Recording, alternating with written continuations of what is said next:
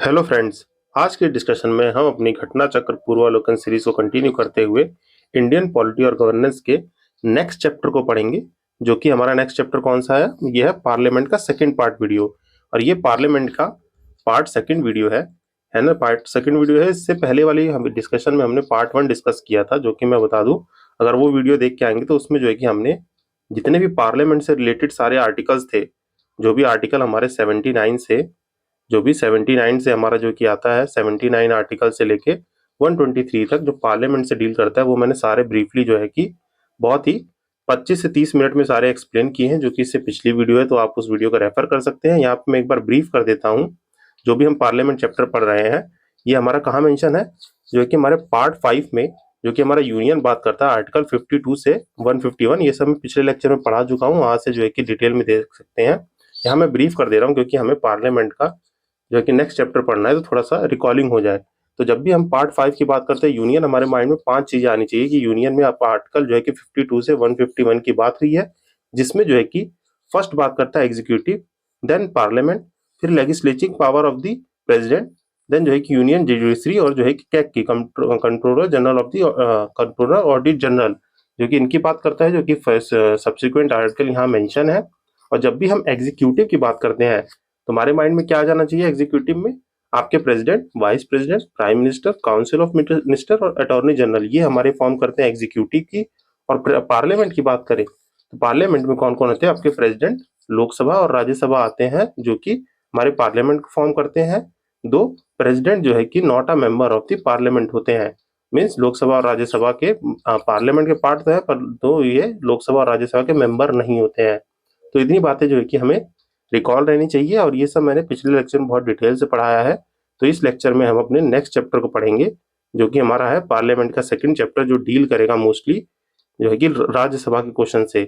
और इस वाले डिस्कशन में, जो ये वाला डिस्कशन है हमारा पहला पार्ट, इसमें मोस्टली लोकसभा से क्वेश्चन थे। लोकसभा स्पीकर हो गए, लोकसभा के डिप्टी स्पीकर हो गए, और अदर प्रोविजन ऑफ पार्लियामेंट थोड़े बहुत थे, तो उससे डील करता था।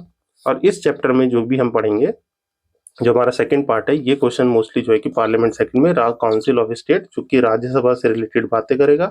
तो आइए हम वहीं पे जो है कि अपने क्वेश्चन को स्टार्ट करते हैं, और वहां पे ही हम अपने सारे जो है कि कोई भी इससे जो है कि रिलेटेड इन्फॉर्मेशन रहेगी, तो हम उसको वहीं पे देख लेंगे, जो कि हमारे प्रीलिम्स पर्सपेक्टिव या जो है कि कोई भी स्टैटिक इन्फॉर्मेशन होगी तो वहीं रिकॉल कर लिया जाएगा। तो विदाउट फर्दर डिले हम जो है कि अपने पहले क्वेश्चन को देखते हैं, जो कि बात कर रहा है what is the fixed strength of the Rajya Sabha.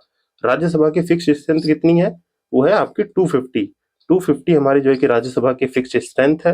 और लोकसभा की बात करें तो लोकसभा की कितनी है? 250 है। इसको जो है कि मैंने पिछले लेक्चर में भी बताया है। अब जो है कि यहाँ देख लेते हैं, जो ये 250 सीट्स हैं, कितनी सीट्स हैं राज्यसभा की? 250। तो इसका डिस्ट्रीब्यूशन कैसे हुआ है? ये मैक्सिमम सीट की बात की गई कि अब तक की जितनी मैक्सिमम सीट हो सकती है राज्यसभा में, वो 250 हो सकती हैं, जिसमें से आपकी जो है कि अभी प्रेजेंटली जो है कितनी सीट्स हैं? 245 प्रेजेंटली सीट्स हैं, जिसमें से मैक्सिमम सीट जो अलॉटेड है 233 जो है कि स्टेट असेंबलीज से आएंगे एमपी, स्टेट असेंबलीज से। और 12 एमपीज जो है कि आपके नॉमिनेटेड होंगे। यहाँ state assemblies plus union territories होगा, और 12 एमपीज क्या होंगे? नॉमिनेटेड एमपीज होंगे, जो हमारे प्रेसिडेंट बाय प्रेसिडेंट जो है कि नॉमिनेट करते हैं, वो होंगे। अब इस जो 233 है, इसका भी डिवीजन है इन 233 में से। आपके जो है कि 225 जो है कि कहाँ से होंगे? स्टेट असेंबलीज से। एंड 8 जो होंगे वो होंगे आपके 8 यूनियन टेरिटरीज से। तो ये चीजें आपको जो है कि पता रहनी चाहिए किस चीज में, कि राज्यसभा की टोटल स्ट्रेंथ है 250, और सब्सिक्वेंट जो है कि अभी जो है कि प्रेजेंट स्ट्रेंथ है 245, जिसमें से 12 नॉमिनेटेड बाय प्रेसिडेंट, एंड जो है कि 233 ये स्टेट और यूनियन टेरिटरीज, और इनका डिवीजन ये है। तो ये हमारा बात करता है आर्टिकल 80, जो composition of the council of state. Council of state कह लीजिए, या अपर हाउस कह लीजिए, या फिर कह लीजिए राज्यसभा। तो यहाँ पे जो है कि आपका हो जाएगा आंसर क्या? 250। और जो है कि अगर इन 250 में से देखा तो मैक्सिमम जो है अलॉट हो सकती है 238 जो है कि आपके स्टेट और यूनियन टेरिटरी से, और 12 जो है नॉमिनेटेड बाय प्रेसिडेंट रहेंगे। और ये जो 12 नॉमिनेटेड बाय प्रेसिडेंट रहेंगे, they are in the field of science, art, literature, science, art, literature and social service. In field से जो है कि रिलेट करेंगे ये लोग, और यहाँ जो है कि 12 लोग नॉमिनेट करेंगे हमारे प्रेसिडेंट। तो ये हमने पहला क्वेश्चन अपना ब्रीफली देख लिया कि स्ट्रेंथ ऑफ द राज्यसभा की बात करता है। देन जो है कि नेक्स्ट क्वेश्चन बात कर रहा है representation in the Rajya Sabha includes, mean जो है कि राज्यसभा के रिप्रेजेंटेशन में क्या क्या इंक्लूड होते हैं। तो पहला क्वेश्चन कह रहा है कि member nominated by the president of India. तो यस, ये ट्रू स्टेटमेंट है कि हमने देखा अभी जो कि 12 जो है कि नॉमिनेट करते हैं मेंबर हमारे प्रेसिडेंट। और दूसरा कह रहा है कि member directly elected by the citizens. तो ये स्टेटमेंट गलत है। क्यों गलत है? क्योंकि यहाँ पे जो इलेक्शन होते हैं, ये स्टेटमेंट हमारा सही है। यहाँ पे जो इलेक्शन होते हैं ये member elected indirectly by the representation, mean जो है कि जो आपका लोकसभा का इलेक्शन है, लोकसभा का इलेक्शन है वो तो हम डायरेक्टली करते हैं। लोकसभा का इलेक्शन डायरेक्टली होता है जो कि आपका first pass the post system होता है, जिसमें हम लोग वन वैलिड वोट होता है। जो हमारा वैलिड वोट है, वैलिड वोट एक लोग एक वोट देते हैं और जो मैक्सिमम वोट पाते हैं, मैक्सिमम वोट, वो जो है कि कैंडिडेट उस कॉन्स्टिट्यूएंसी से विन कर जाता है। पर यहाँ पे क्या है, यहाँ पे राज्यसभा के इलेक्शन इनडायरेक्टली इलेक्ट होते हैं, मीन जो है कि इनडायरेक्टली करते हैं, जो कि हमारे स्टेट लेजिस्लेटिव असेंबली से जो है कि पीपल्स आते हैं। मीन्स यहाँ से मेथड ऑफ इलेक्शन जो क्या होता है, आपका proportional representation by the single transfer vote होता है, जहाँ से एमपीज को चूज किया जाता है। कहाँ से चूज किया जाता है?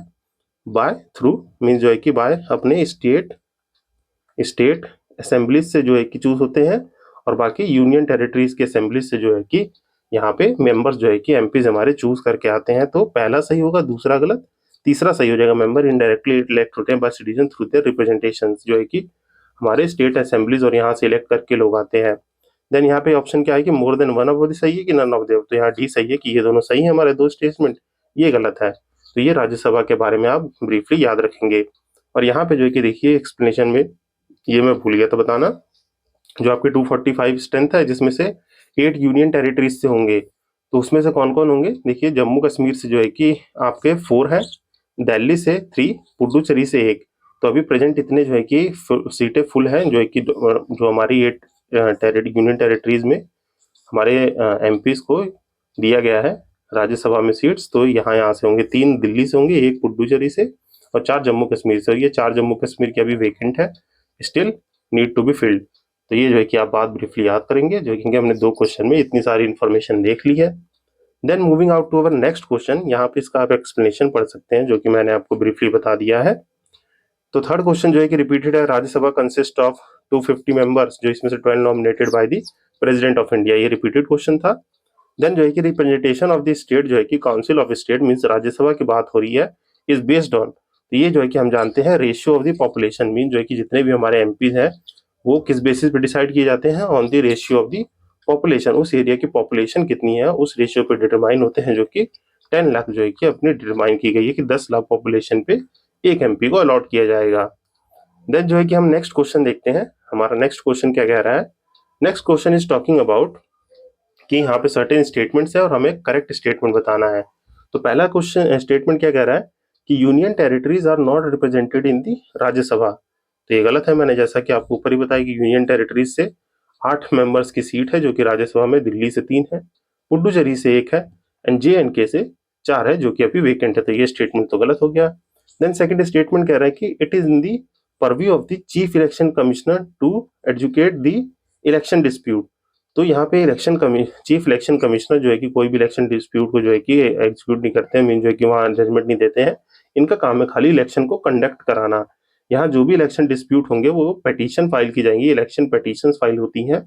और हमारा जुडिशरी जो होता है वो जो है कि सारे डिस्प्यूट को देखता है। तो ये स्टेटमेंट भी गलत हो जाएगा। देन जो है कि थर्ड स्टेटमेंट कह रहा है कि according to the constitution of India the parliament consist of the Lok Sabha and the Rajya Sabha only. तो मैंने आपको ऊपर ही अभी रिकॉल कराया और प्रीवियस लेक्चर में बहुत अच्छे से बताया है कि कॉन्स्टिट्यूशन जो होता है, mean constitution of the India, जो कि पार्लियामेंट कंसिस्ट क्या करता है? Lok Sabha, Rajya Sabha and the president. यहाँ पे प्रेसिडेंट भी जो है कि पार्लियामेंट के पार्ट होते हैं, और जो है कि प्रेसिडेंट बस मेंबर नहीं होते लोकसभा और राज्यसभा के। तो ये भी स्टेटमेंट जो है कि आपका गलत जाएगा। तो यहाँ तीनों ही स्टेटमेंट गलत है, जिसका आंसर नन ऑफ दीज हो जाएगा। तो इसका एक्सप्लेनेशन आप यहाँ से पढ़ सकते हैं ब्रीफली, जो कि हमारा आर्टिकल 79 बात करता है कि पार्लियामेंट कंसिस्ट करेगा president, house of people means Lok Sabha and council of state means Rajya Sabha. Then moving to our next question. Next question बात कर रहा है कि member of council of state are elected by. यहाँ पे जो है कि आपके राज्यसभा की बात हो रही है, इलेक्ट कैसे होते हैं? जो कि हमारे लेजिस्लेटिव असेंबली ऑफ स्टेट से जो है कि इलेक्ट होते हैं वो भी प्रोपोर्शनल रिप्रेजेंटेशन पे, proportional representation by the single transfer vote. तो ये ऑप्शन ए सही हो जाएगा, जो कि मैंने बताया है, जो कि आर्टिकल 80 में मेंशन है कि हाँ कैसे इलेक्शन होगा इनका, और जो कि यहाँ पे देखिए लिखा है proportional representation by the single transfer vote. तो ये आपको ब्रीफली याद रखना है कि राज्यसभा के member of legislative assembly select होते हैं।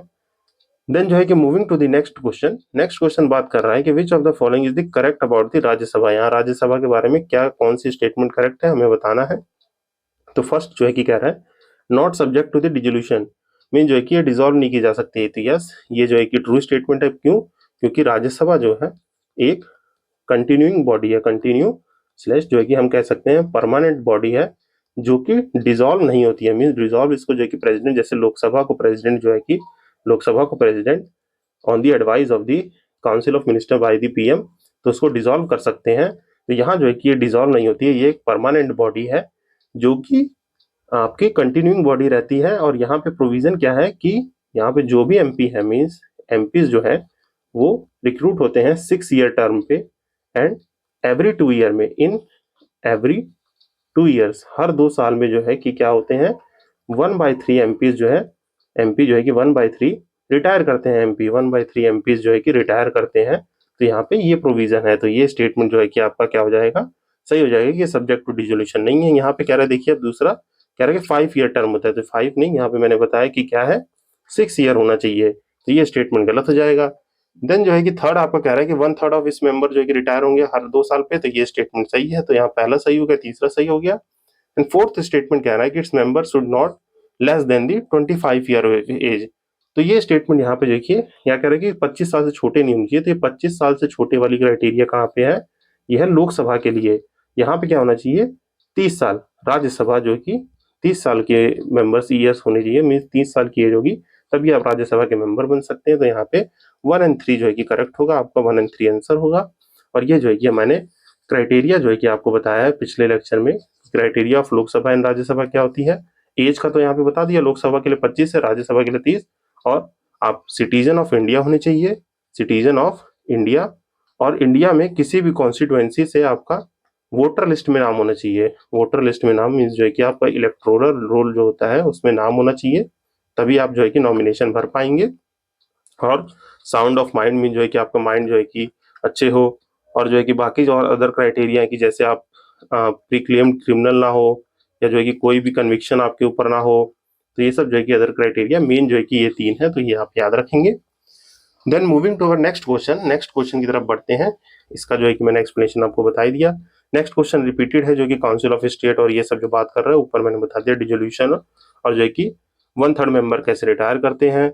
यहाँ पे यही पूछ रहा है tenure of the member of council of state कितने साल होते हैं। तो 6 साल जो है कि टेन्योर होता है, जो हर 2 साल पे 1/3 मेंबर जो है रिटायर करेंगे। और ये कहाँ लिखा हुआ है, आर्टिकल 83 में जो है कि इसकी बात है। काउंसिल ऑफ स्टेट जो है कि upper house of the parliament है, permanent house of the parliament होता है, नॉट सब्जेक्ट टू डिसोल्यूशन है। नियरली एज पॉसिबल जो है कि 1/3 मेंबर्स जो है आपके रिटायर होंगे एज सुन एज पॉसिबल, जो है कि हर साल जो है कि 2 साल पे जो है कि रिटायर होने का प्रोविजन दिया गया है। तो ये आप यहाँ से ब्रीफली एक बार पॉज करके पढ़ सकते हैं। Then moving to our next question बात कर रहा है आपका कि कौन सा स्टेटमेंट करेक्ट है राज्यसभा के लिए। तो यहाँ पे देखिए रिटायरमेंट से जो है कि बात की गई है, सब देखिए रिटायरमेंट से बात की गई है, और 2 साल 2 साल 3 साल 3 साल लिखा है। तो ये दोनों तो ऐसे ही गलत हो गया। अब 2 साल वाली देख लेते हैं, कह रहा है 1/3 1 हाफ। तो मैंने आपको क्या बताया 1/3, तो 1/3 वाला सही हो जाएगा। तो ये हमारा आंसर सही होगा, जो कि राज्यसभा के बारे में करेक्ट है। देन जो है कि यहाँ से कुछ क्वेश्चन जो है कि रिपीटेड है। ये रिपीटेड वाले जो है कि मैं रिपीट क्वेश्चन इसलिए स्किप करा देता हूँ कि दूसरे क्वेश्चन में अगर हमें थोड़ा ज्यादा टाइम देके ज्यादा नॉलेज गेन हो जाए, तो इसलिए जो है कि उनको रिपीटेड को मैं स्किप कर देता हूँ। तो यहाँ से एक बार आप ब्रीफली पॉज करके अटेम्प्ट जरूर करिएगा, ताकि हमारी रिकॉलिंग होती रहे। देन जो है कि अपने नेक्स्ट क्वेश्चन की तरफ बढ़ते हैं, जो कि डायरेक्ट है हमारा 20th क्वेश्चन, जो बात कर रहा है consider the following statement with respect to the qualification to become the member of the Rajya Sabha. यहाँ पे मेंबर ऑफ द राज्यसभा के बारे में बात की गई है कि कितनी क्वालिफिकेशन होती है। तो एटलीस्ट, यहाँ देखिए वर्ड्स का बहुत खेल होता है। यहाँ कह रहा है एटलीस्ट जो है कि 30 ईयर्स होने चाहिए। तो यस, एटलीस्ट आप जो है कि 30 ईयर होना चाहिए। यहाँ लेस देन लिख देता तो गलत हो जाता। तो एटलीस्ट जो है कि सही है, तो पहला स्टेटमेंट सही है, 30 साल तो होना ही होना चाहिए। देन जो है कि should be register at the voter on the list in the state from which candidate is to be elected. तो ये कह रहा है कि वो रजिस्टर होना चाहिए एज ए वोटर जो कि जहां से वो कैंडिडेट लड़ रहा है, तो ये जो स्टेटमेंट आपका गलत हो जाएगा। ये एनीवेयर मीन्स जो है कि कहीं से भी इंडिया में किसी भी कॉन्स्टिट्यूएंसी मीन्स किसी भी कॉन्स्टिट्यूएंसी से उसका वोटर लिस्ट में नाम है तो वो जो है कि इलेक्शन लड़ सकते हैं, जो है कि इसके गलत हो जाएगा। Then should not hold the office of the profit under any state, तो ये स्टेटमेंट सही है, उनके पास कोई भी ऑफिस ऑफ प्रॉफिट नहीं होना चाहिए, ये भी एक इंपॉर्टेंट क्राइटेरिया है। यहाँ 1 एंड 3 आपके करेक्ट हो जाएंगे, सेकंड आपका गलत हो जाएगा, जिसका एक्सप्लेनेशन आप यहाँ से एक बार ब्रीफली पॉज करके पढ़ सकते हैं।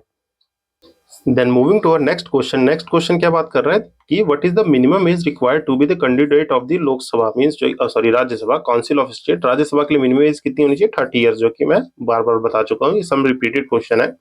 कुछ कुछ क्वेश्चन जो है कि रिपीटेड करने पे जो है कि बार बार चीजें हमें याद होती हैं, तो वो जो है कि हमारे लिए बेनिफिशियल है। तो यहाँ पे जो है कि ये एज याद रखिए 30 ईयर्स। ये कभी कभी क्वेश्चन जो है कि डायरेक्टली हमारे एग्जाम में आते हैं तो हम वहाँ पे कंफ्यूज हो जाते हैं कि कितनी एज है, तो वहाँ पे कंफ्यूजन कोई नहीं होना चाहिए। यहाँ पे क्या है 30 ईयर्स एज है, तो ये आप याद रखेंगे। देन जो है कि मूविंग टू नेक्स्ट क्वेश्चन, तो यहाँ पे जो है कि बहुत ही देखिए अटपटा क्वेश्चन है ये, 1999 का क्वेश्चन है, जो कि बात कर रहा है first actress to be nominated by the Rajya Sabha mean जो है कि देखिए टॉप 12 नॉमिनेटेड मेंबर्स होते हैं, तो उसमें से जो है कि आपका या तो इलेक्ट होके आ जाए या तो नॉमिनेट होके आ जाए, जिस फील्ड में अच्छा की हो, तो प्रेसिडेंट जो है कि नॉमिनेट करते हैं। तो यहाँ पे पूछा गया है कि फर्स्ट एक्ट्रेस गिवन ऑप्शन में से कौन थी जिनको राज्यसभा में नॉमिनेट किया गया था? तो यहाँ पे याद रखिए नरगिस दत्त जो है कि पहली जो है कि इंडियन एक्ट्रेस थी, who she is nominated as the first woman of the Rajya Sabha in the 1980 1980 में जो है कि इनको पहली बार जो है कि राज्यसभा में नॉमिनेट किया गया था। तो ये आप जो है कि याद रखेंगे ब्रीफली। और देखिए नाम भूलने की कुछ चीजें होती है टेक्निक, तो देखिए यहाँ पे क्या है नारी, नारी नरगिस में क्या है नारी री, तो जी हटा देंगे तो नारी, तो नारी दस जो है कि नारी जो है कि पहली बार कौन नॉमिनेट हुई थी? नरगिस दत्त। तो ऐसे कुछ जो है कि आप माइंड में निमोनिक बना सकते हैं याद करने के लिए। तो ये जो है कि मैंने जो है कि छोटा सा जो है कि आपको एग्जांपल दिया कि मेरे को यहाँ पे नाम जो है कि कुछ नहीं करना था, बट आपको जो है कि बताना चाहता था कि जो कि इस तरीके से आप जो है कि नाम्स को थोड़ा याद करने की टेक्निक बना सकते हैं। तो फर्स्ट मूवमेंट आप याद रखेंगे नरगिस दत्त, तो लेटर ऑन जो है कि यहाँ पे देखिए इनका टेन्योर भी दिया हुआ है।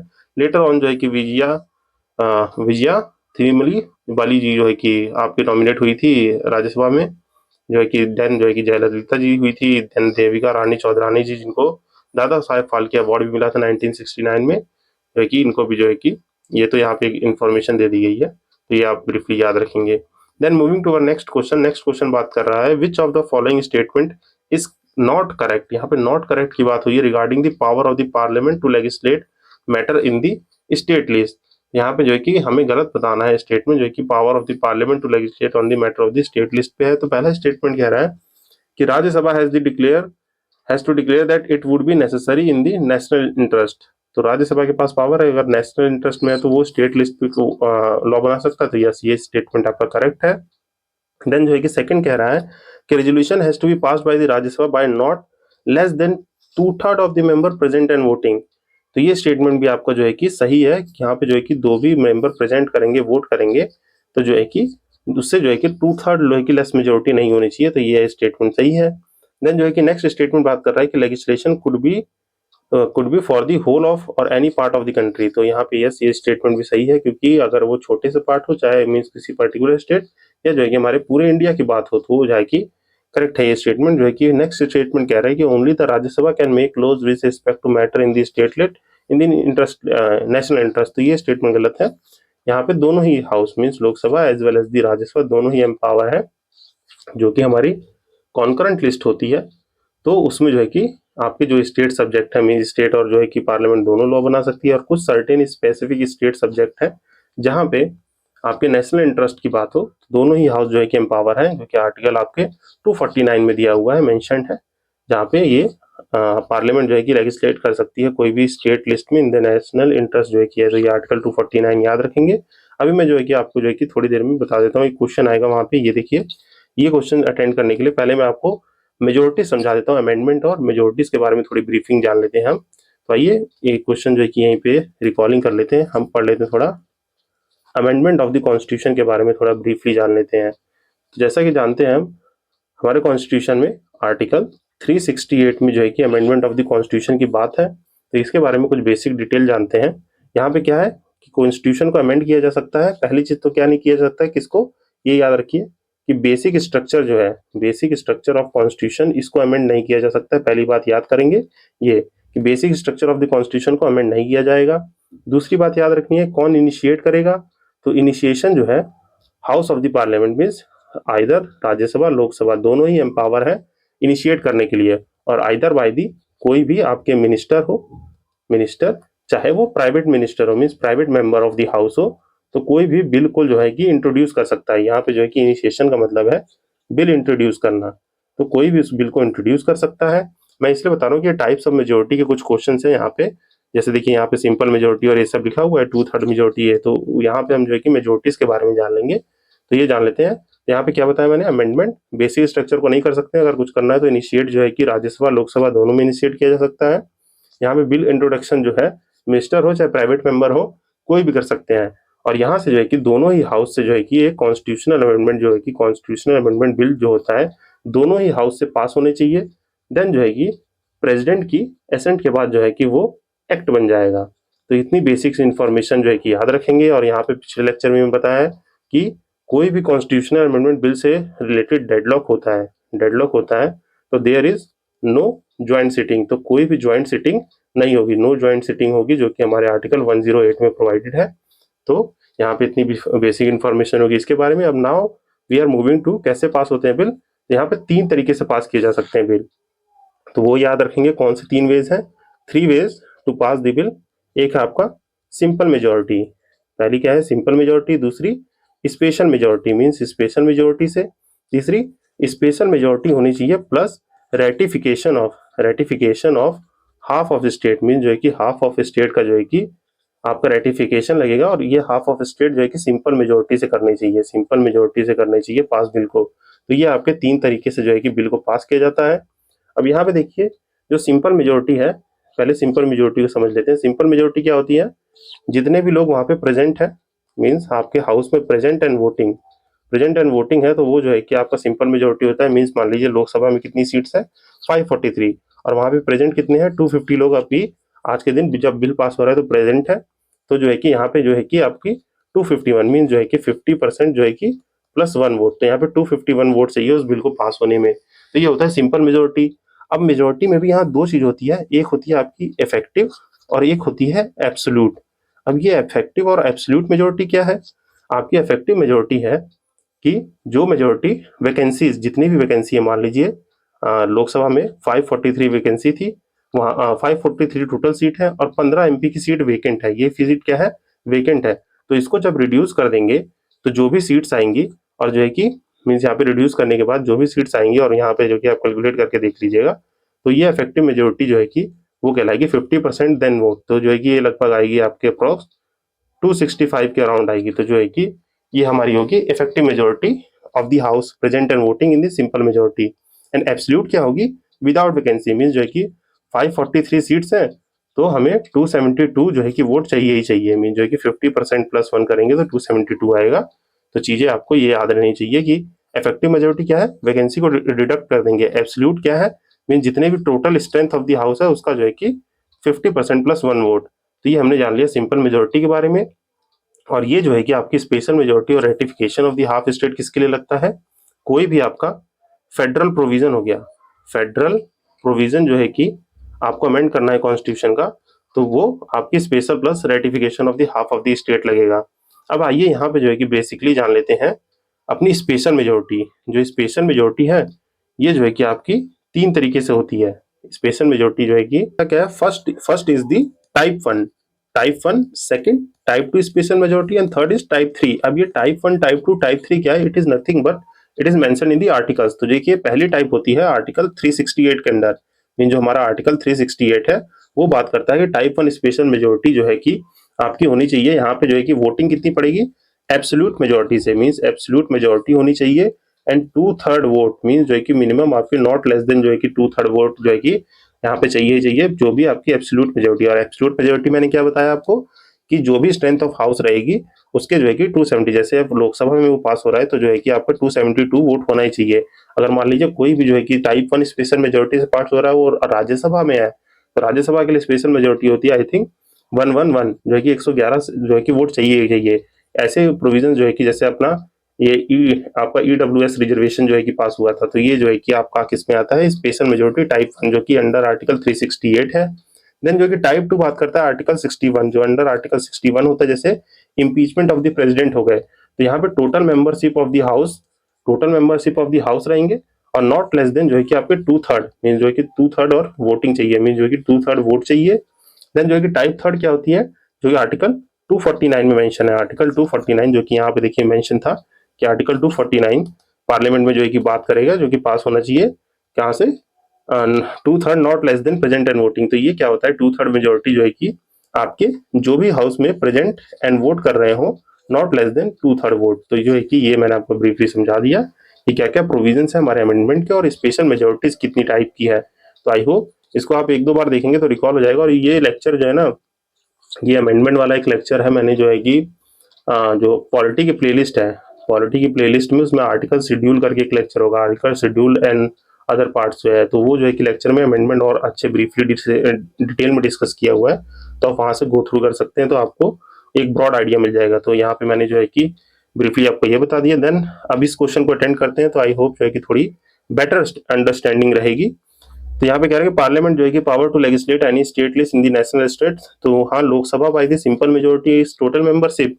तो जो है कि लोकसभा में सिंपल मेजोरिटी चाहिए, तो मैंने बताया कि नेशनल इंटरेस्ट के लिए कोई भी स्टेट लिस्ट में करना है तो वहाँ क्या चाहिए, स्पेशल मेजोरिटी। तो ये इस ऑप्शन जो है गलत हो जाएगा। Then Lok Sabha by the majority of not less than 2/3 of its total membership. तो जो है कि यहाँ पे लोकसभा में मेजोरिटी तो चाहिए, पर मेजोरिटी के साथ साथ क्या चाहिए आपको, आर्टिकल 249 वाली जो है कि मेजोरिटी चाहिए, जो है कि आर्टिकल 249 जो है कि प्रेजेंट एंड वोटिंग की बात करते हैं। तो यहाँ टोटल मेंबरशिप लिखा हुआ है, तो यहाँ प्रेजेंट एंड वोटिंग होगा, टोटल मेंबरशिप नहीं होगा, जो कि हमारे आर्टिकल 249 में ये मेंशन है कि कोई भी प्रेजेंट और वोट हो रहे हैं तो वोटिंग हो सकती है, तो ये भी गलत हो जाएगा। Then Rajya Sabha by the simple majority of is total member houseship, तो सिंपल नहीं, वहाँ पे स्पेशल मेजोरिटी चाहिए होगी। देन जो है कि कह रहा है कि Rajya Sabha by the majority of not less than 2/3 of its member present and voting. तो ये स्टेटमेंट जो है कि आपका सही हो जाएगा, जो कि आर्टिकल 249 में ही ये कहा गया है, लोकसभा राज्यसभा दोनों में ही नॉट लेस देन 2/3 होने चाहिए और प्रेजेंट एंड वोटिंग होने चाहिए। तो इसका ऑप्शन डी हो जाएगा। आई होप कि आपको क्लियर हो गया होगा। Then moving to our next question. Next question बात कर रहा है कि which of the following article means है कि कॉन्स्टिट्यूशन आर्टिकल में कौन सा हमारा कौन सा आर्टिकल है इंडियन कॉन्स्टिट्यूशन में जो कि एम्पावर करता है पार्लियामेंट को legislate on the subject of state list. तो आर्टिकल 249, जिसकी वजह से मैंने आपको ब्रीफली जो है कि पूरा अमेंडमेंट प्रोसेस जो है कि एक्सप्लेन किया। देन जो है कि moving to next question. Next question बात कर रहा है यहाँ पे सर्टेन स्टेटमेंट, और इसमें से आई थिंक करेक्ट ही बताना होगा। तो यहाँ कह रहा है कि करेक्ट बताइए, तो जो है कि आइए देख लेते हैं क्या करेक्ट स्टेटमेंट है हमारी। Rajya Sabha has the no power to either to reject और amend a bill, money bill. तो यस जो है कि ये जो है कि बात जो है कि सही है। राज्यसभा सिर्फ रिकंसिडरेशन के लिए जो है कि बात दे सकता है, वो ना रिजेक्ट कर सकता है ना अमेंड कर सकता है। जो हमारा मनी बिल इन दी आर्टिकल 109 है, वो सिर्फ लोकसभा में इंट्रोड्यूस होगा, राज्यसभा को भेजा जाएगा वो बिल, तो राज्यसभा सिर्फ रिकंसिडर करके भेज सकता है विद इन 14 डेज के अंदर। और बाकी यहाँ से कोई भी रिकंसिडरेशन है कोई बाइंडिंग नहीं है, उस पर चाहे लोकसभा कंसीडर कर सकती है नहीं कर सकती है, वो नहीं तो विदाउट अमेंडमेंट भी बिल को पास कर सकती है। तो राज्यसभा के पास कोई पावर नहीं है रिजेक्ट और अमेंड करने का बिल का, तो ये सही है। देन सेकंड कह रहे हैं कि Rajya Sabha can not vote only demand for the grants. तो ये स्टेटमेंट भी आपका सही है। ये अपने जो डिमांड ऑफ द ग्रांट, ये मैंने पिछले लेक्चर में ही बताया, ये पावर सिर्फ लोकसभा के पास है, जो कि डिमांड ऑन दी ग्रांट को जो है कि वोट, डिमांड ऑन ग्रांट होता है जो भी मतलब आपके बजट रिलीज से पहले जो है कि अगर कुछ बजट में पैसा चाहे कमी पड़ रही है, तो वो जो है कि बजट रिलीज होने से पहले जो है कि डिमांड फॉर द ग्रांट्स कहते हैं, या मिनिस्ट्री के जितने डिमांड ग्रांट होते हैं, तो वहां से जो है कि ये पावर सिर्फ लोकसभा के पास है, तो ये दोनों ही स्टेटमेंट गलत हो जाएंगे। एंड थर्ड कह रहा है कि Rajya Sabha can not discuss the annual financial statement में, जो कि आर्टिकल 112 के अंदर जो हमारा एनुअल फाइनेंशियल स्टेटमेंट है जो कि बात करता है बजट से, तो ये लिखा है कैन नॉट, तो ये स्टेटमेंट गलत है। डिस्कस कर सकते हैं, तो ये डिमांड ग्रांट नहीं मांग सकते, कोई भी ग्रांट नहीं मांग सकते हैं, पर डिस्कस कर सकते हैं। और ऐसा क्यों है कि डिमांड फॉर द ग्रांट्स क्यों नहीं मांग सकते हैं, क्योंकि देखिए हमने जो लोकसभा में मेंबर्स भेजे हैं वो डायरेक्टली इलेक्टेड बाय पीपल है, वहां डायरेक्ट इलेक्शन है, और यहाँ राज्यसभा के मेंबर हैं वो इनडायरेक्टेड इलेक्टेड हैं, जो कि हमारे स्टेट असेंबलीज से आए हैं, स्टेट असेंबलीज, तो इसीलिए जो है कि ये राइट राज्यसभा के पास नहीं दिया गया है। देन जो है कि इसका स्टेटमेंट आंसर हो जाएगा आपका 1 और 2 जो है कि सही है और 3 गलत है। इसका ब्रीफली एक्सप्लेनेशन यहाँ से पढ़ सकते हैं, और प्रीवियस लेक्चर देखा होगा तो और बेटर अंडरस्टैंडिंग आई होप कि आपको। Then moving to next question, ये रिपीटेड है, यही कह रहा है कि जो मैंने आपको बता दिया कि 14 दिन के अंदर जो है कि लोकसभा जो है कि ये करेगा, तो यहाँ उल्टा लिख रखा है इसको, तो एक बार इसको आप पॉज करके सॉल्व करने की कोशिश कीजिएगा। आई होप आप इसको जरूर करेंगे। ये छोटा सा होमवर्क है आपके लिए हैशटैग, और इसका आंसर जो है कि आप यहाँ से चेक कर सकते हैं। ए फॉल्स है, आर ट्रू है, जो कि मैंने यहाँ पे एक्सप्लेन कर दिया, इसलिए जो है कि मैं इसको स्किप कर रहा हूँ। देन जो है कि नेक्स्ट क्वेश्चन देखें। नेक्स्ट क्वेश्चन बात कर रहा है कि which of the following bill can not be the first introduce in the Rajya Sabha. तो मैंने अभी बताया, देखिए ऑर्डिनरी बिल है तो ये राज्यसभा लोकसभा दोनों में इंट्रोड्यूस किया जा सकता है। कोई कॉन्स्टिट्यूशनल अमेंडमेंट बिल है तो ये भी इंट्रोड्यूस किया जा सकता है आइदर इन दी राज्यसभा और लोकसभा। स्टेट रीऑर्गेनाइजेशन बिल है तो ये भी किया जा सकता है। बस मनी बिल, जो मनी बिल है 109 में, और जिसकी डेफिनेशन प्रोवाइडेड है आर्टिकल 110 में, तो ये मनी बिल जो है सिर्फ और सिर्फ लोकसभा में जो है कि इंट्रोड्यूस कराया जाएगा। तो ये आप याद रखेंगे, जिसका आपको यहाँ पे एक्सप्लेनेशन दिया है, और with the prior recommendation of the president, और प्रेसिडेंट को उसके बारे में पता रहना चाहिए। Then moving up to our next question. Next question बात कर रहा है कि which article of the Indian constitution can the Rajya Sabha authorise to parliament to legislate the 2/3 of the majority. तो ये जो है कि मैंने आर्टिकल 249 ऊपर जो है कि आपको एक्सप्लेन किया, तो ये वहीं पे जो है कि उसकी बात है, जो कि आप देख सकते हैं। देन जो है कि बात कर रहा है next question, what will be follow if the money bill is substantially amended by the Rajya Sabha. तो यहाँ पे जो है कि क्या होगा, लोकसभा या तो जो है कि उसको जो है कि कंसीडर कर सकता है और बिना अमेंडमेंट के बाद भी पास कर सकता है। तो पहला स्टेटमेंट यही कह रहा है कि इस लोकसभा में proceed with the bill accepting और not accepting the recommendation of the Rajya Sabha. कोई मैंडेटरी नहीं है, तो ये ऑप्शन हमारा सही है, बाकी ये सब गलत है, जो कि आर्टिकल 109 में जो है कि ये मेंशन है, जो कि ये एक्सप्लेन कर दिया गया है ऊपर आपको। देन जो है कि नेक्स्ट क्वेश्चन बात कर रहा है कि which of the following exclusive power of the Lok Sabha in comparison to the Rajya Sabha. अब यहाँ पे जो है कि एक्सक्लूसिव पावर ऑफ दी बात कर रहे हैं राज्यसभा की एज कम्पेयर टू लोकसभा, जो लोकसभा के पास नहीं है, यहाँ एक्सक्लूसिव पावर की बात हो रही है। तो एक्सक्लूसिव सॉरी मैंने आपको उल्टा बता दिया, यहाँ पे बात हो रही है exclusive power of the Lok Sabha in comparison to Rajya Sabha. Mean जो है कि लोकसभा की कंपैरिजन में राज्यसभा में जो कि लोकसभा के पास क्या क्या एक्सक्लूसिव पावर है, तो यहाँ पे सर्टेन स्टेटमेंट दिया और हमें करेक्ट बताना है। तो आइए देख लेते हैं। तो पहला कह रहा है कि money bill finance bill can be introduce only in the house of people. House of people का मतलब क्या होता है, लोकसभा। राज्यसभा का मतलब क्या है, काउंसिल ऑफ स्टेट। तो पहला स्टेटमेंट तो सही हो जाएगा कि मनी बिल और फाइनेंस बिल खाली लोकसभा में इंट्रोड्यूस हो सकता है। देन सेकंड कह रहा है regarding the rejection of the amendment of the money bill. तो ये स्टेटमेंट भी आपका सही है, जो है कि ये लोकसभा ही के पास पावर है, राज्यसभा के पास नहीं है। Then accountability of the council of minister, तो ये स्टेटमेंट भी आपका सही है। मीन जो है कि काउंसिल ऑफ मिनिस्टर जो है कि रिस्पॉन्सिबल होनी चाहिए आपके गवर्नमेंट के लिए। नेक्स्ट कर रहा है क्रिएशन ऑफ दी वन और ऑल इंडिया सर्विस, तो ये गलत है, ये जो है कि आपके राज्यसभा के पास पावर है। तो यहाँ पे हमारा जो है कि आपका 1, 2, 3 तीनों ही सही है, जिसका जो है कि आप एक्सप्लेनेशन पढ़ सकते हैं। और जो भी राज्यसभा के पास आर्टिकल 312 में एक्सक्लूसिव पावर है, जो कि ऑल इंडिया सर्विस को क्रिएट करने की, तो ये आप याद रखेंगे आर्टिकल। ये आर्टिकल आगे बहुत बार अभी क्वेश्चन में आएगा। तो आर्टिकल 312 जो है कि किससे बात करता है, राज्यसभा के एक्सक्लूसिव पावर पे, जो कि रिगार्डिंग है creation of the all India services. तो इसी के साथ जो है कि हम नेक्स्ट क्वेश्चन को देखते हैं। नेक्स्ट क्वेश्चन क्या बात कर रहा है, exclusive power to the Lok Sabha. ये जो है कि थोड़ा आपका रिपीटेड है, तो जो है कि यहाँ देख लेते हैं। बस ये प्रोविजन है कि डिक्लेरेशन ऑफ द इमरजेंसी, अब जो भी इमरजेंसी हमारे प्रेसिडेंट डिक्लेयर करते हैं, तो उसकी जो है कि ratification Lok Sabha and Rajya Sabha both में रिक्वायर्ड है विद इन मंथ। जो है कि एक मंथ के अंदर जो है कि दोनों ही हाउस जो है कि रेटिफाई करेंगे, तभी इमरजेंसी कंटिन्यू करेंगे। तो ये गलत हो जाएगा स्टेटमेंट।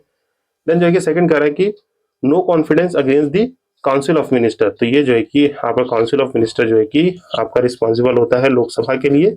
मीन जो है कि लोकसभा जैसे लोअर हाउस या हाउस ऑफ पीपल कह लीजिए, तो ये स्टेटमेंट सही होगा, ये खाली लोकसभा के पास है।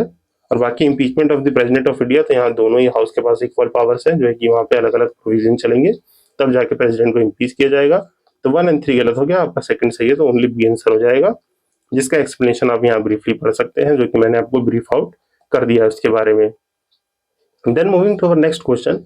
नेक्स्ट क्वेश्चन बात कर रहा है कि special power has been confirmed on the Rajya Sabha by the constitution. तो यहाँ स्पेशल पावर क्या है, वो आपकी स्पेशल पावर है to pass and empowering the parliament, जो कि स्टेट लिस्ट में क्रिएट कर सकता है ऑल इंडिया सर्विस को। तो यही जो है कि आपका करेक्ट आंसर हो जाएगा। और बाकी जो है कि दोनों ही लोकसभा और राज्यसभा के पास दोनों के पास ही पावर है। देन जो है कि अपने नेक्स्ट क्वेश्चन बढ़ते हैं। It is the repeated question, तो इसको स्किप करेंगे, कुछ यहाँ पे रिपीटेड क्वेश्चन आ गए हैं। देन नेक्स्ट क्वेश्चन बात कर रहा है Rajya Sabha and Lok Sabha has the equal power. अब यहाँ सर्टेन स्टेटमेंट्स हमें प्रोवाइडेड है और हमें बताना है कि राज्यसभा एंड लोकसभा के पास इक्वल पावर जो है कि कहाँ है। तो पहला स्टेटमेंट कहते हैं matter of the creating all India service, तो यहाँ तो नहीं है, ये तो exclusive power of the Rajya Sabha है अंडर द आर्टिकल 312। नेक्स्ट कह रहा है अमेंडिंग दी कॉन्स्टिट्यूशन, तो यस अमेंडिंग दी कॉन्स्टिट्यूशन में दोनों ही राज्यसभा एंड लोकसभा के पास बराबर पावर है। दोनों ही जो है कि अलग अलग जो है कि हमारे आर्टिकल 368 में प्रोवाइडेड है कि दोनों अलग अलग हाउस जो है कि इसको पास करेंगे और प्रेसिडेंट जो है असेंट देंगे अपनी, प्रेसिडेंट के असेंट के बाद ही वो एक्ट बनेगा। तो यहाँ प्रोवाइडेड है। और आर्टिकल 108 में क्या लिखा है कि there is no provision of joint sitting for constitutional amendment bill, तो ये जो है कि बात याद रखेंगे आप। यहाँ भी सही हो गया, बाकी रिमूवल ऑफ द गवर्नमेंट के लिए ये गलत है, मेकिंग द कटिंग मोशन ये भी गलत है, ये तो लोकसभा में होता है। तो ये सब जो है चीजें आपको याद रहनी चाहिए। तो 36 का बी हो जाएगा, जिसका आंसर यहाँ पे है एक्सप्लेनेशन से ब्रीफली एक बार। Then moving to our next question. Next question क्या बात कर रहा है, नेक्स्ट क्वेश्चन इज सेइंग कि what is the consequence of the failure of the government in the Rajya Sabha. Rajya Sabha में फेलियर ऑफ द गवर्नमेंट जो है कि क्या होना चाहिए। तो यहाँ पे देखिए failure of the government in the Rajya Sabha कह रहा है, तो ये स्टेटमेंट तो गलत ही है, क्योंकि हम जानते हैं एक चीज कि गवर्नमेंट ऑफ फेलियर सिर्फ लोकसभा में हो सकता है, जहाँ पे नो कॉन्फिडेंस जैसी चीजें होती हैं, या जो कि प्राइम मिनिस्टर जो है कि अपनी मेजोरिटी लूज कर दे तो प्रेसिडेंट जो है कि हाउस को डिसॉल्व कर सकते हैं बिफोर कंप्लीटिंग द टर्म। हमारी राज्यसभा क्या है, एक कंटिन्यू चैम्बर है, मीन जो कि कंटिन्यूइंग बॉडी है, परमानेंट बॉडी है। तो ये जो है कि फेलियर ऑफ गवर्नमेंट यहाँ पे कोई ऑप्शन ही नहीं है। तो ये जो है कि आपका नॉन ऑफ द दीज हो जाएगा, क्योंकि ये जो प्रेसिडेंट रूल लग जाए या पार्लियामेंट डिसॉल्व हो जाए या प्राइम मिनिस्टर रेजिग्नेशन दे दे, तो इससे मतलब नहीं है राज्यसभा के पास, क्योंकि हमारे फेडरल स्ट्रक्चर में इसीलिए बाइकैमरिज्म का जो है कि प्रोविजन रखा गया। क्योंकि मान लीजिए लोकसभा एक हमारे पास हाउस नहीं है, तो हमारे कंट्री को रन करने के लिए जो हमारा राज्यसभा दूसरा परमानेंट हाउस रहेगा, जो कोई भी प्रोविजन को रन कर सके। तो यहाँ पे देखिए ये 75 के थर्ड सेक्शन में लिखा है कि council of minister collectively responsible है लोकसभा के लिए, जो कि हाउस ऑफ पीपल जो कि हमारा लोअर हाउस होता है। देन जो है कि अपने नेक्स्ट क्वेश्चन को देखते हैं। नेक्स्ट क्वेश्चन इज सेइंग कि which of the following statement correctly describe the fourth schedule. अब यहाँ फोर्थ शेड्यूल की बात है, जो कि हमारे राज्यसभा की सीट मीन जो कि राज्यसभा कह लीजिए या काउंसिल ऑफ स्टेट कह लीजिए, काउंसिल ऑफ स्टेट, इसके सीट से रिलेटेड प्रोविजन जो है कि हमारे फोर्थ शेड्यूल में बात है, जो कि आप एक निमोनिक जानते होंगे टीयर्स ऑफ ओल्ड पीएम। तो उसी में जो है कि आर जो है कि स्टैंड करता है राज्यसभा। तो यहाँ राज्यसभा में सीट जो है कि बात है कि it allocate the seat in the council of the state, जो कि आप यहाँ से ब्रीफली एक बार देख सकते हैं। और फिफ्थ सिक्स शेड्यूल में क्या बात है, आपके जो है कि शेड्यूल जो है कि आपके जो है कि मैंने बताया इस निमोनिक से टीयर्स ऑफ, यहाँ पे जो है कि शेड्यूल ट्राइब्स और अदर शेड्यूल ट्राइब्स की बात है, जो कि हमारे सिक्स शेड्यूल में है। तो यहाँ से जो है कि आप देख सकते हैं एक बार ये लिखा हुआ है।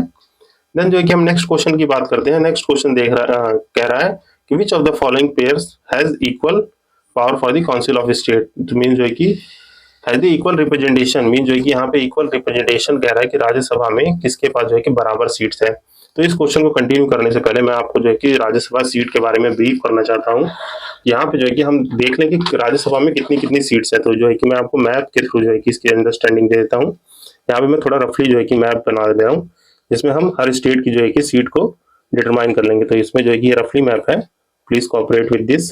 तो मैं जो है कि आपको स्टेट वाइज बता दूंगा कि किसमें कितनी सीट है। तो ये रफली मैंने बना दिया इंडिया का मैप।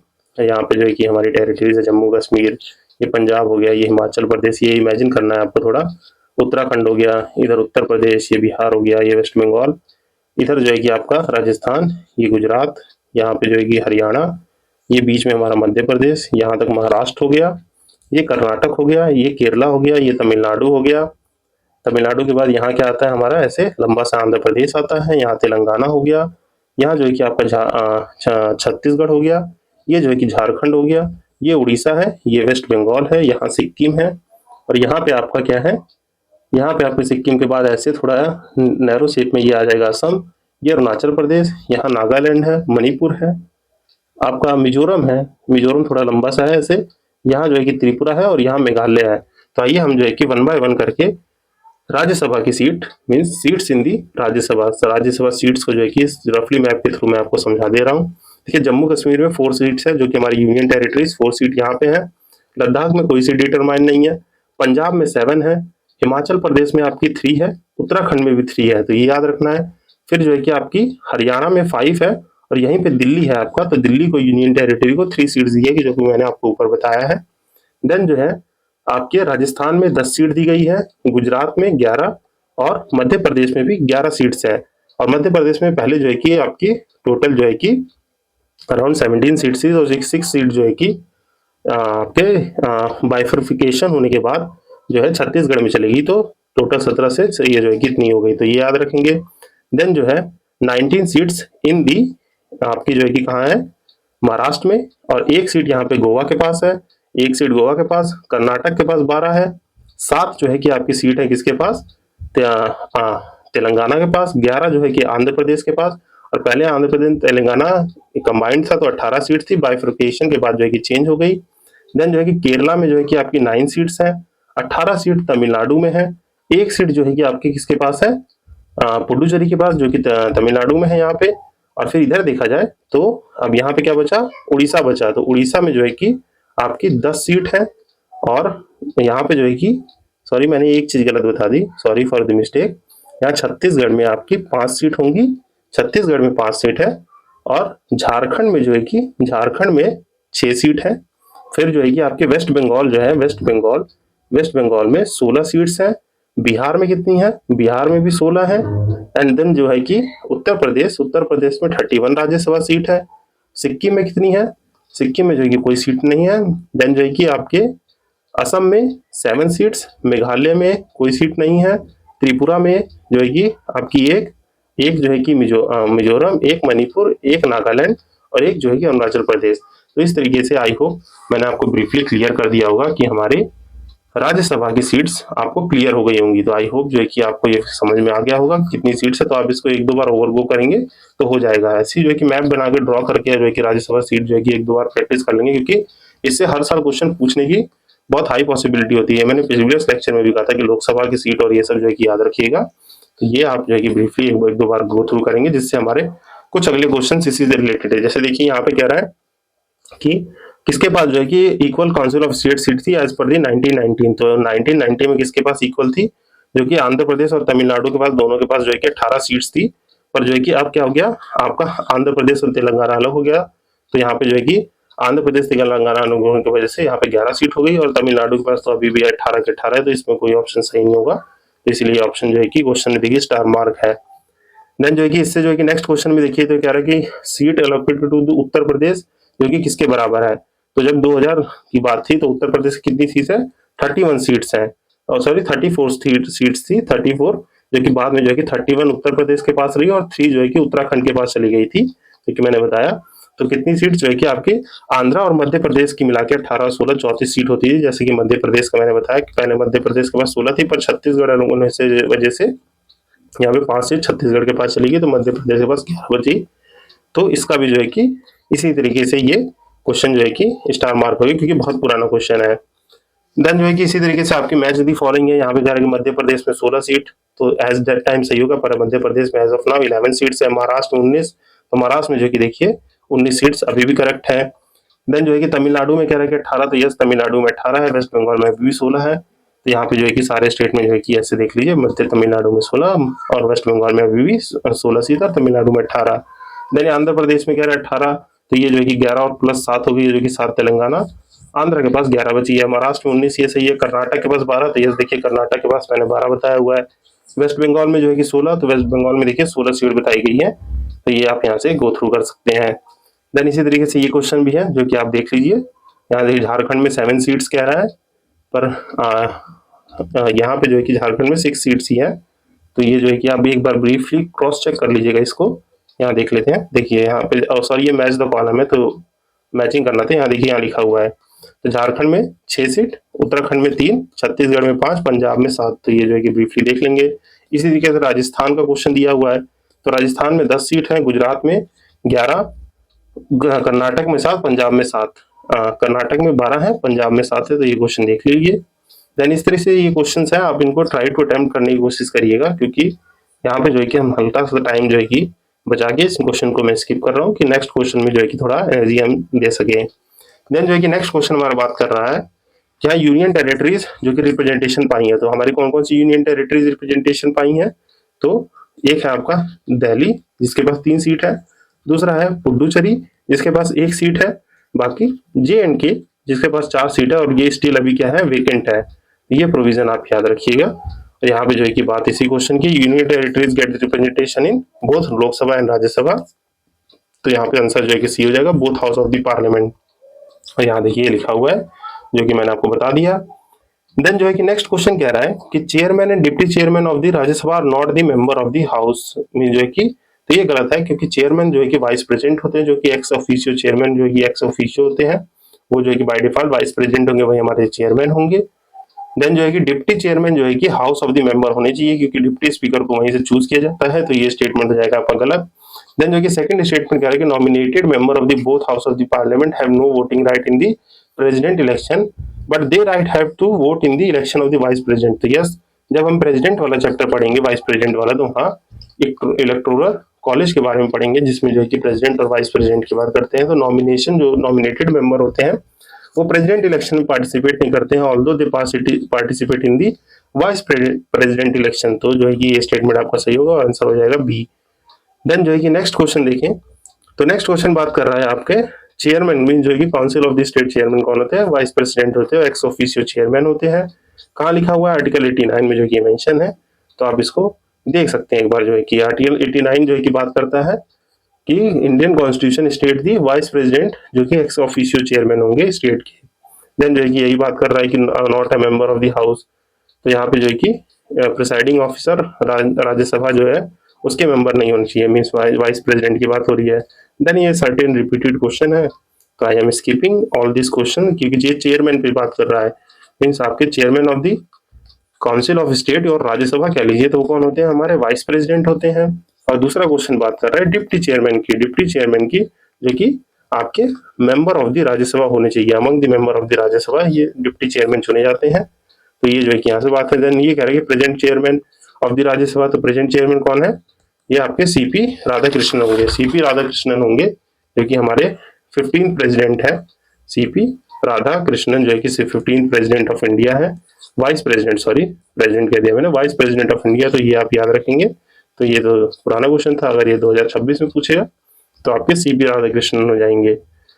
देन जो है नेक्स्ट क्वेश्चन देखिए, तो नेक्स्ट क्वेश्चन बात कर रहा है identify the incorrect statement regarding the council of state, जो कि राज्यसभा के बारे में हमें इनकरेक्ट स्टेटमेंट बतानी है। तो देखिए यहाँ बात कर रहा है doctor S Radhakrishnan is the only chairman who have the 2 consecutive term. तो यस, ये स्टेटमेंट हमारी करेक्ट है, जिनके पास 2 कॉन्जिक्यूटिव टर्म थे, यही जो है कि 2 बार जो है कि लगातार वाइस प्रेसिडेंट रहे हैं।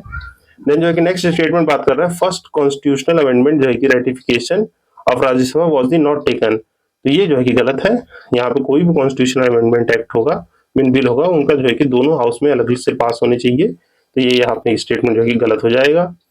देन जो है कि नेक्स्ट क्वेश्चन बात कर रहा है आपका जो कि 8th member are elected to the Rajya Sabha from the union territories. तो ये देखिए अभी रिसेंट में ये क्वेश्चन है 2023 का, तो यह कह रहा है कि 8 मेंबर जो है कि इलेक्टेड है। तो हमें पता है कि 8 मेंबर सीट राज्यसभा को दी गई है, पर अभी फुलफिल कितनी है, 4, जो कि दिल्ली से 3, पुडुचेरी से 1, जम्मू कश्मीर की 4 सीट है वो स्टिल वेकेंट है। तो यही आपका जो है कि आंसर हो जाएगा, जो कि 8 मेंबर इलेक्टेड जो है यहाँ पे नहीं है अभी, तो जो है कि अभी 4 वेकेंट है। तो यहाँ पे कह रहा है कि 8 मेंबर इलेक्टेड है राज्यसभा के लिए, तो ये स्टेटमेंट आपका इनकरेक्ट है।